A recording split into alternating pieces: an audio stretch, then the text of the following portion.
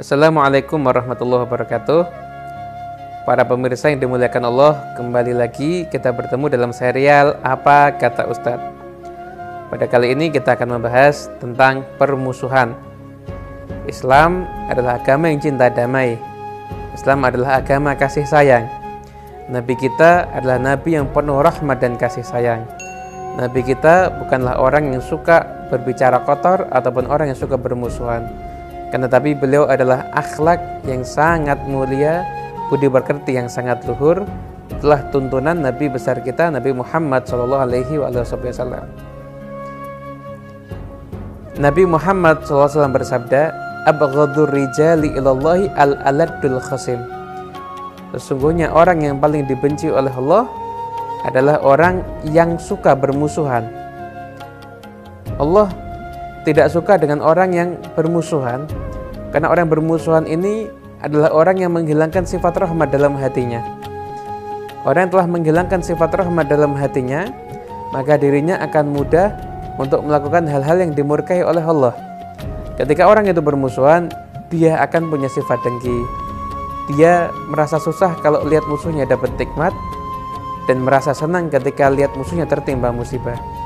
Dalam hatinya memelihara kebencian. Kemudian pasti juga akan timbul sifat namimah, mengadu domba, karena dia kepengen semua orang memusuhi orang yang sama dengan yang dia musuhi. Ini adalah satu hal yang akan menjatuhkan seseorang dari derajat yang tinggi di sisi Allah Subhanahu wa Ta'ala. Diceritakan dalam kitab Ihya, suatu ketika Ibn Qutaibah itu duduk termenung hingga akhirnya tidak lama kemudian lewatlah salah seorang ulama yang bernama Bishr. Ketika Bishr melihat Ibn Qutaibah duduk termenung, lalu Bishr mengatakan, "Kenapa engkau duduk di sini?" Ibn Qutaibah pun menjawab, "Sesungguhnya aku duduk di sini karena aku ada permusuhan dengan sepupuku hingga membuat aku sedih dan bingung seperti sekarang ini." Lalu Bishr mengatakan, "Wahai anakku, ayahmu punya jasa kepadaku dan aku ingin membalas jasa baik ayahmu kepadaku.